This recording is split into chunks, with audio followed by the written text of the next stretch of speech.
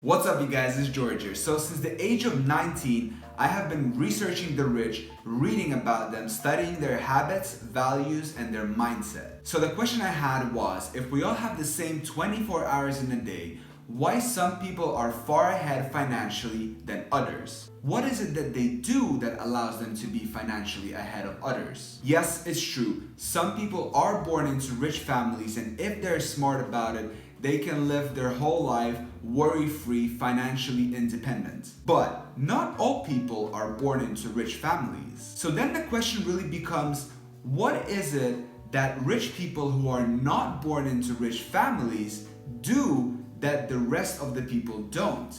And I wanted to figure out for myself, is there one thing in common among rich people that I can do for myself so I can achieve financial independence and eventually wealth? This is something I wish I was told when I was 18 years old, because I would be way further ahead than I am now.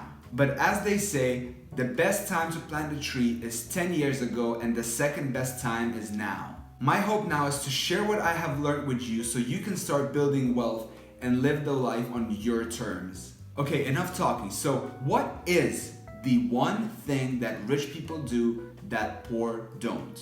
Wait for it. Saving 10% of your income and investing in an index fund. As cliche as it sounds, this is the most important piece of advice that I can give for an 18-year-old that wants to build wealth. And this is because there are several things that happen when you start to put at least 10% of your income. The first thing is that you are planting a seed of your wealth. Think about this.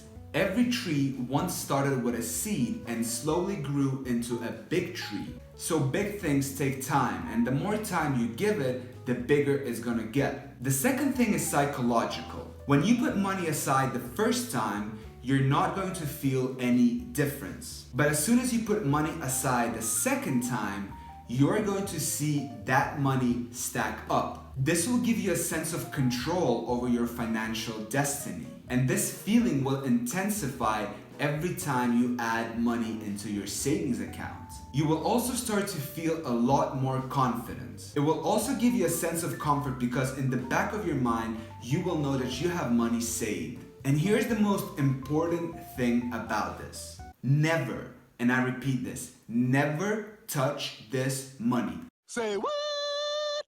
Under any circumstance. Think about it this way. If you touch that money, that little tree you planted, you're basically pulling it out. And now if you want to start growing that tree again, you will have to start from the seed again. And trust me, we as humans are very adaptable. So as soon as you start to put that 10% aside, you will adjust your budget accordingly and you won't even feel that you're missing 10% of your income. Now, the best way to ensure that you actually save the 10% of your income is to automate the process. Call your bank or check online banking to see if it's possible to set up a system where 10% of all the money that goes into your account will be automatically deducted and put into a savings account. This way you won't have to do this yourself and you won't be able to fool yourself, and you are the easiest person to fool. Okay, so now that you have decided and you are putting aside 10% of your income, where should you actually put it? Should you put it in a savings account or should you put it towards some real estate? After reading The Intelligent Investor by Benjamin Graham and listening to the advice of the almighty Warren Buffett, we can conclude that the best way to allocate your savings is to invest them into an index fund. Historically, the average return from an index fund is 7%. So if you invest $1,000, at the end of the year, that money is going to turn into $1,070. And here's the sweetest part about the whole thing. The next year, the 7% will be counted from the 170 you have in your index fund. So the growth will be even more than the previous year. And this is where the snowball effect happens. The longer you have the money in an index fund, the more growth it's gonna have. This, my friend, is what Einstein referred to as the eighth wonder of the world, the magic of compound interest. And this is exactly what separates the rich from the poor.